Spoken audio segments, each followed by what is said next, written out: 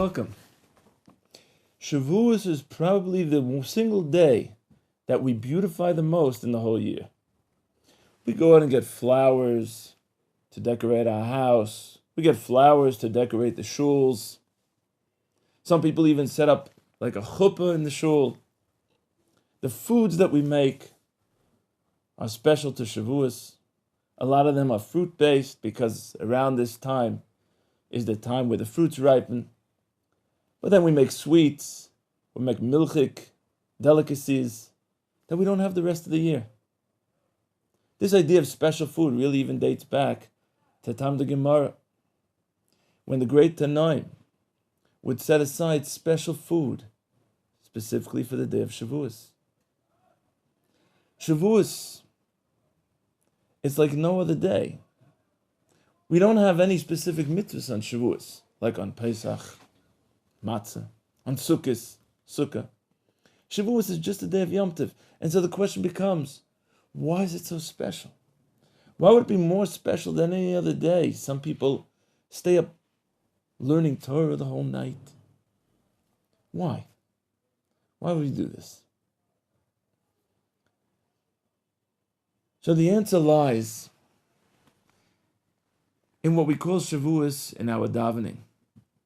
The special words that we call Shavuos in our davening is Yom Matan Torah, the day of the giving of the Torah. And the question is, well, why should we be so happy about the day of the giving of the Torah? Wouldn't it make more sense just to be happy about the Torah? And if we're happy about the Torah, then we could be happy all the time. We have the Torah all the time. We could learn it any day. What's the difference in the day of Shavuos than the other days? Because it's the day that the Torah was given on. Why is that so important? And the answer to this lies in really understanding what the word Torah means. The word Torah, where does it come from? What are the root letters? And the Zohar HaKadosh in Parshas Metzora says, Torah miloshen oire, to show, to guide. Like the Hebrew verb lahorot. Torah shows us a certain way. And so now we understand. Torah is the way to reach our goal. Whatever goal we have in life, Torah is the way to reach it. And because God gave us the Torah on the day of Shavuot, that's why we should be so happy. We now have the way. We have the way to get to the goal. That's why it's such a special day. But now the question becomes, well, what's the goal? Where's the Torah trying to get us to? That the whole essence of Torah is just showing. It shows you the way. Okay, when I have a way, I have to know what my destination is. What's the destination of Torah? And here's an amazing vort that's really mentioned by Shlomo HaMelech in Mishlei. We say every Shabbos before we put away the Sefer Torah in the Aron Kodesh, Ki lekach tov nosati lechem. Hashem says to the Jewish people, I gave you a wonderful lekach.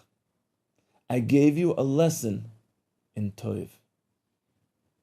Tov, translated as good. That's the goal.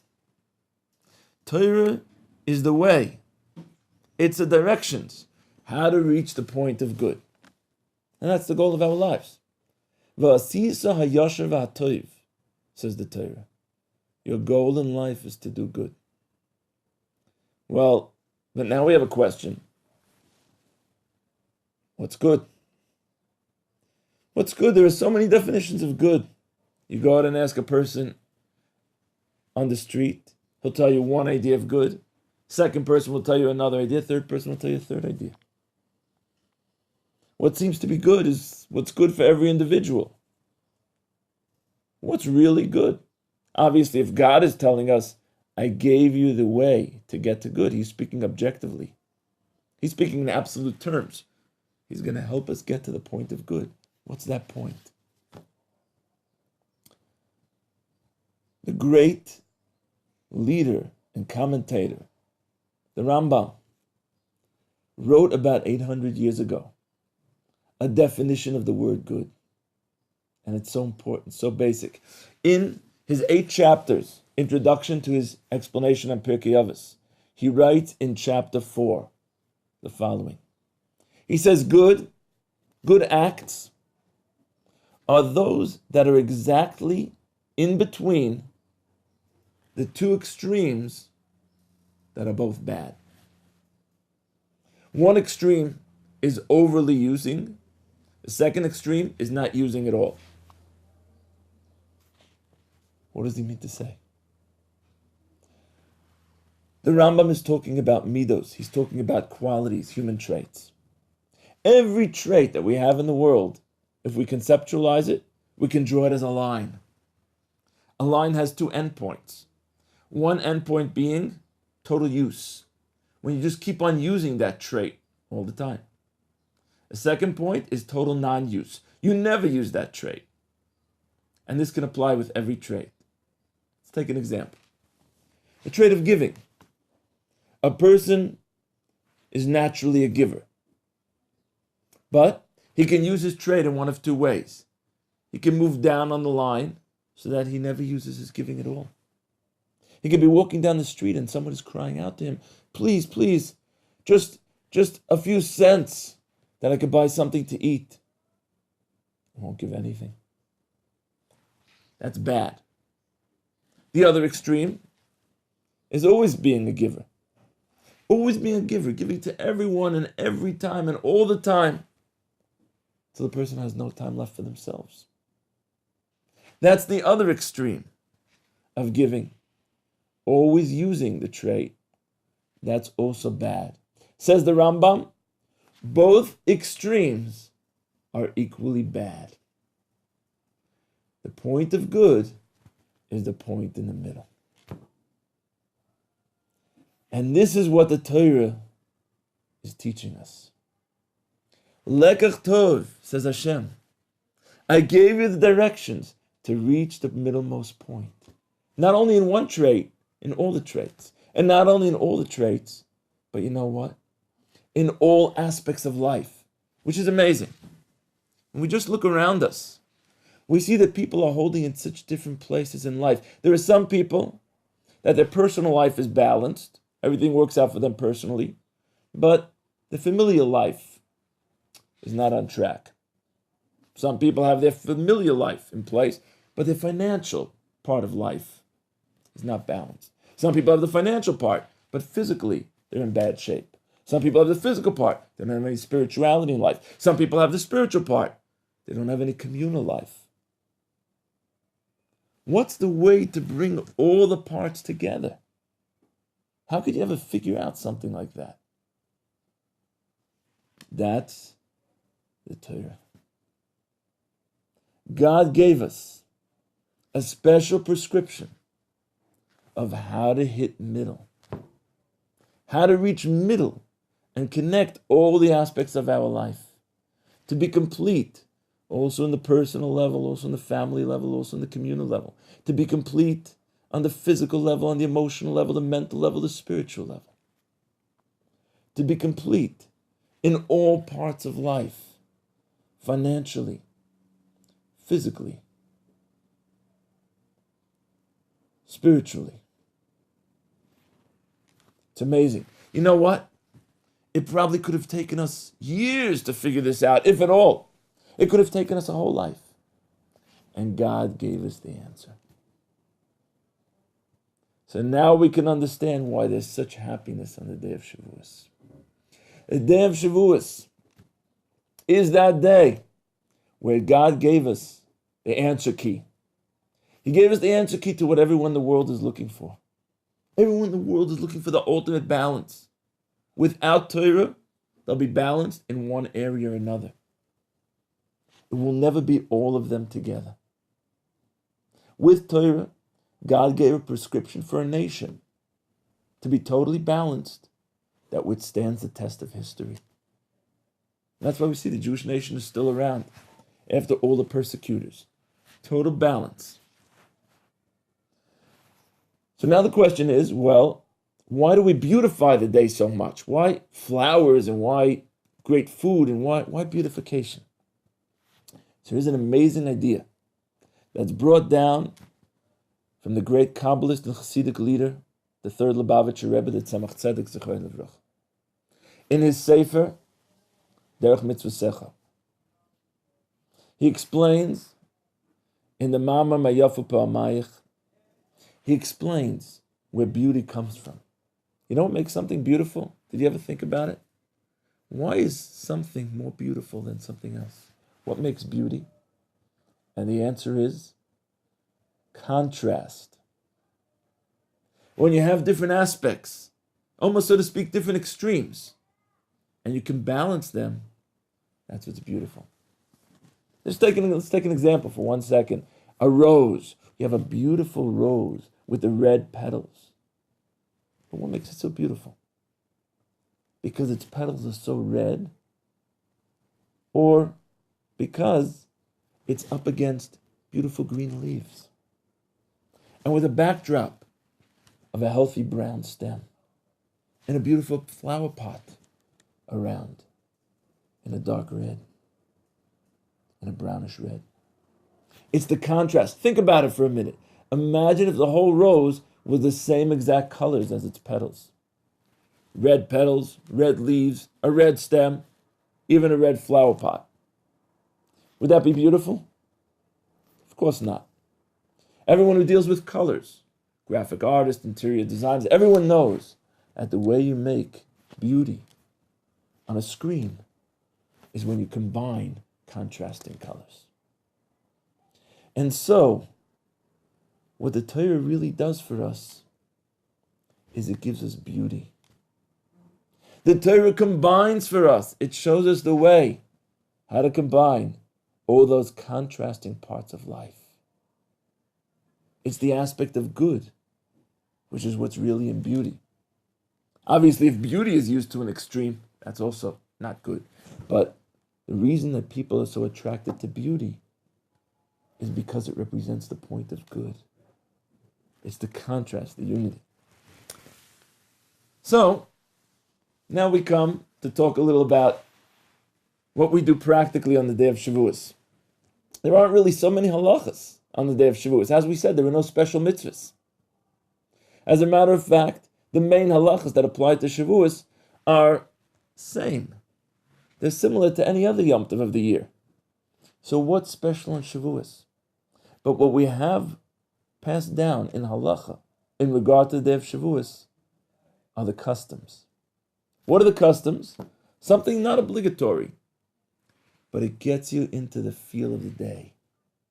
It lets you feel the magnitude, a taste of the spirituality that's really going on. So what type of customs do we have? This is the day where we receive the Torah. Why is the day, we asked before, why is the day of receiving the Torah so important? It would seem that every day is important. We have the Torah all the time. But watch this. Whenever you get a gift and you want to appreciate the gift, when do you appreciate it the most? Clearly, it's the day that you received it. Even years later, when you remember back to that first day, you have a special feel. A person gets married, he has an anniversary. Each spouse remembers back on the day of their anniversary to the first day they met. A person has a child. As each successive year goes by, a child gets older. The parent remembers on the day of the birthday, they remember back to the day this child was born. A couple gets married. The man buys his wife a special spatula. It wasn't very expensive, but it was nice. It had like a little decoration on it. And you see 30 years later, she still has that spatula in the kitchen. That was her first spatula. Before all the other ones that she bought throughout the years. It has special significance. A man wants to start a business. His wife goes out and she buys him a little card holder for his desk. Puts it on his desk, nothing fancy. Eventually he builds up over the years. He becomes CEO of a Fortune 500 company. Even though he has a different card holder today, that first card holder is still there on his desk. He remembers the first one that his wife bought them.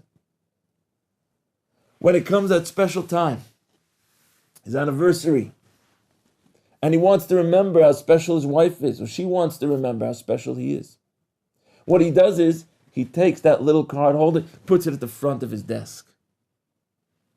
He remembers. She takes that spatula and she serves him at home with that first spatula they had when they got married. That's a day of Shavuos. We want to get in touch with that first day when we received the Torah. We want to appreciate the gift. We want to recognize how important these directives are for our whole life. We want to remember back to that first point when we got it. So just like it was at the time of Mount Sinai, as we have passed down, there was flowers around, there was grass. We bring it into our house. Trees, we bring it in, and we make a chuppah in the shul. Learning Torah, we show God how much I love what you gave me. Imagine a person comes and he meets you after a whole year. He says, well, how did you like that present that I gave you? Say, okay, well, where is it? Oh, it's up in the attic. Oh, you mean you don't use it at all? Yeah, I don't really use it. How happy would he be? How much does it show that you value his gift? But if the present is right there, it's not even in the back of his desk, he moves it all the way to the front, then the giver wants to give even more.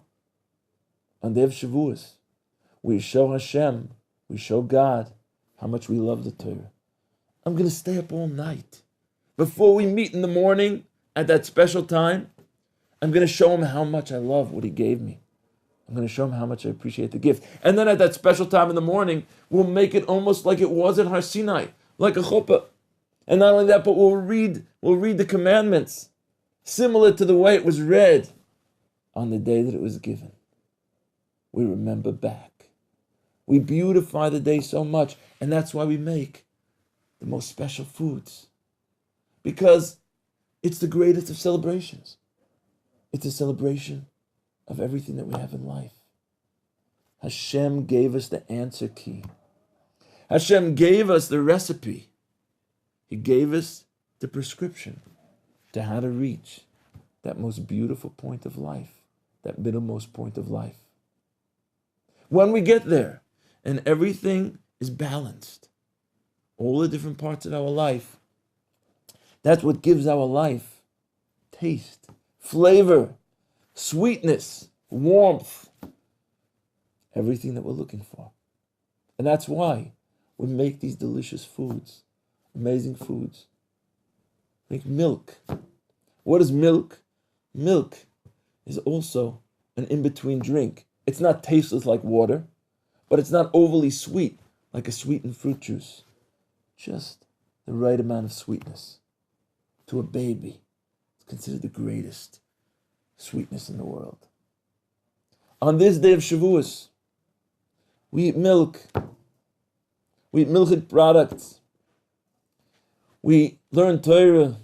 We bring flowers into the house. We beautify the day because it's remembering the importance of that original gift that we received at the time that we originally met our spouse over 3,300 years ago.